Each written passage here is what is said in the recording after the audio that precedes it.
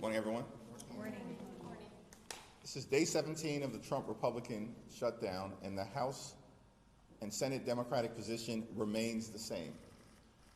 We look forward to sitting down with anyone, anytime, any place, either here at the Capitol or back at the White House, to reopen the government, to enact a spending agreement that actually makes life better for the American people, while also addressing decisively the Republican health care crisis that continues to hurt everyday Americans all across the country.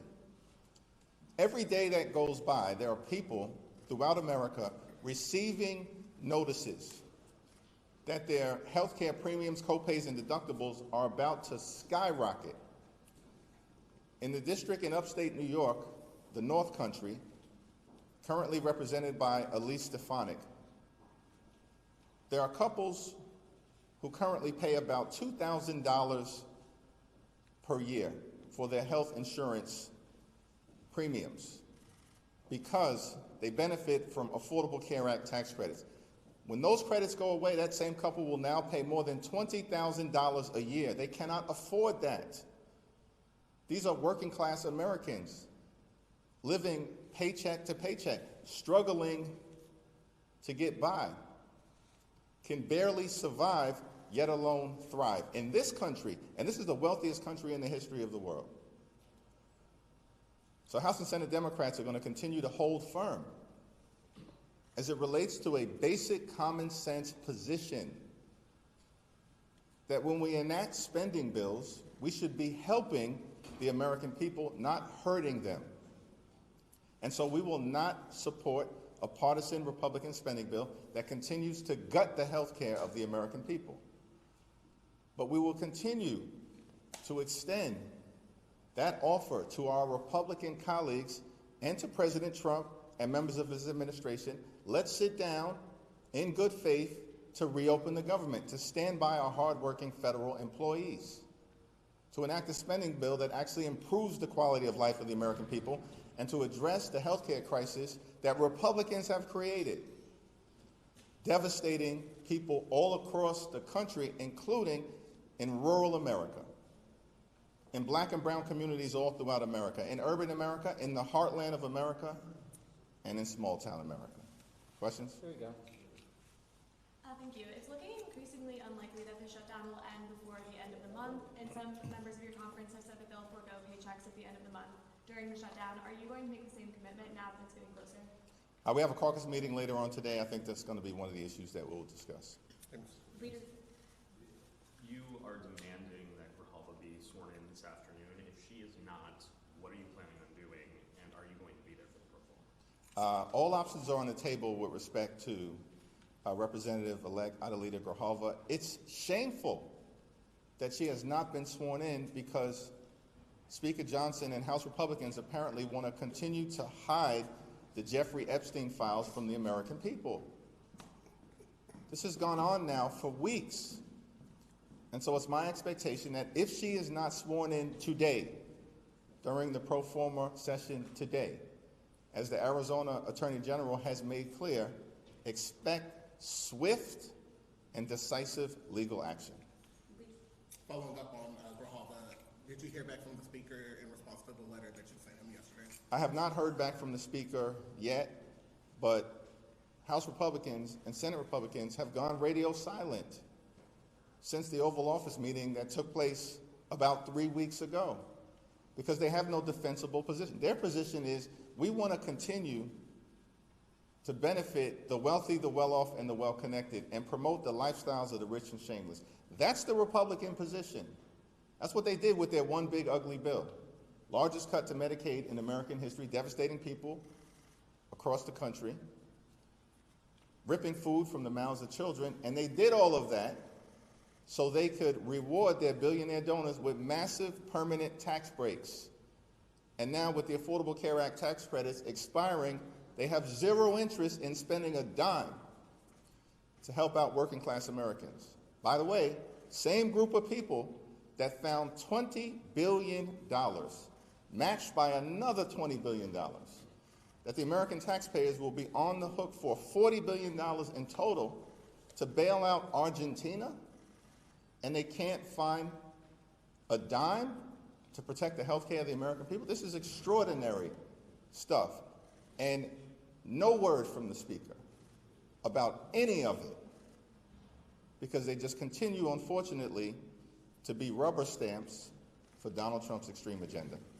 Leader Jeffries, food banks are preparing for a surge. Federal workers are missing their paychecks, and millions of Americans could soon lose out on their food assistance. So at what point does this shutdown become too painful to continue these healthcare demands?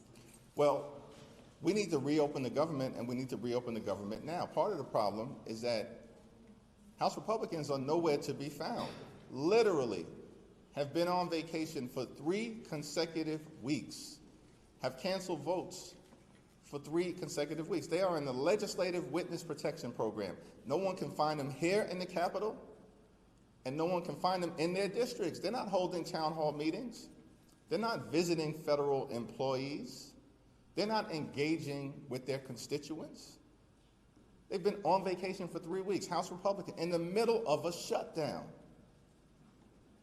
And so what we need is for them to come back to work so we can work this out, reopen the government, stand by our hardworking federal employees. By the way, the Trump administration this year, before the shutdown, has forced out over 200,000 civil servants. That's before the shutdown.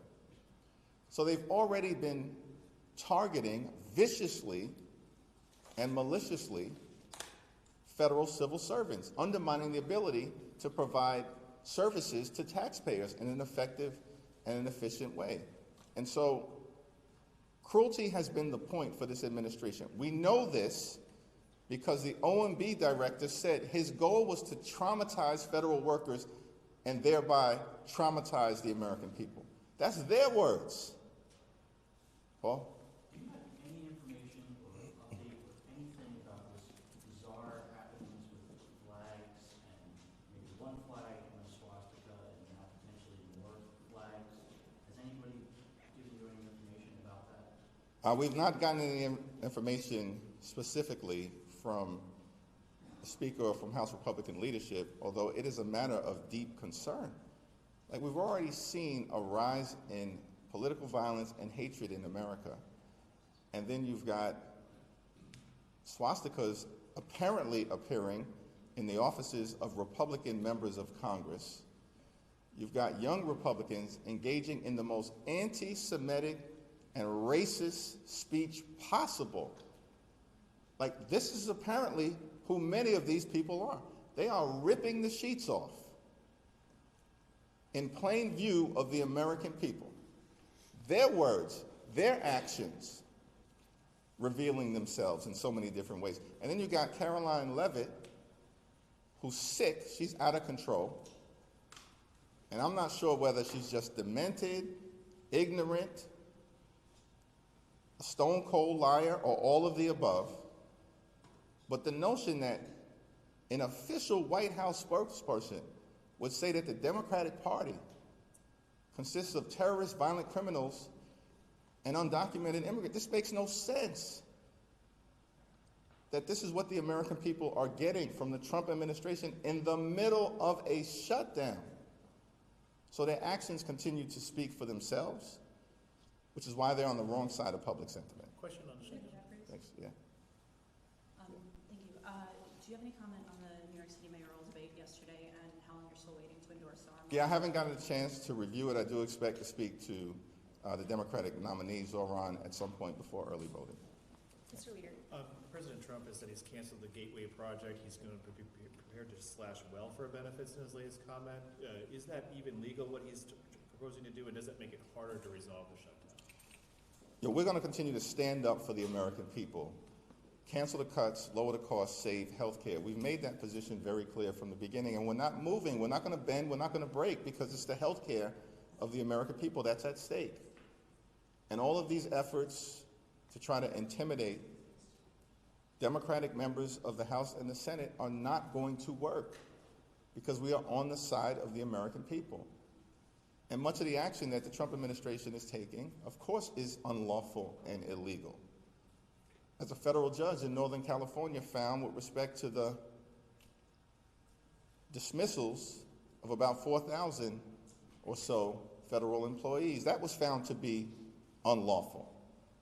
And so these threats to try to back us off our position, it's not working and it's not going to happen, because there is a Republican healthcare crisis that is devastating the American people, and we're going to continue to stand up for everyday Americans. Mr. Leader, you've been really trying to show united force with Leader Schumer. You guys have appeared together quite a bit. Yesterday on the floor, Leader Schumer encouraged every American to go out and participate in these No Kings rallies over the weekend. I know you said you hadn't looked at your schedule. Do you plan to participate in a No Kings rally? Will it be in New York? And why do you think that these rallies are important this weekend? Well, I haven't finalized my schedule for the weekend, given the sensitivities around the government shutdown, and I'm still very hopeful that Republicans will decide to show up for work so we can get the government back open.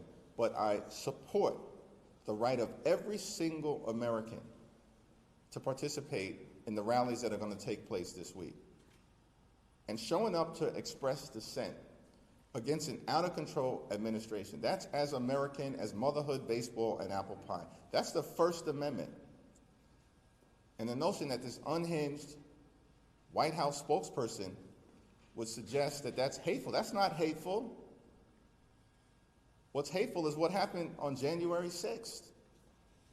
That was a Hate America rally sponsored by Donald Trump and his sycophants who incited a violent mob to storm the Capitol. That's what hate looks like.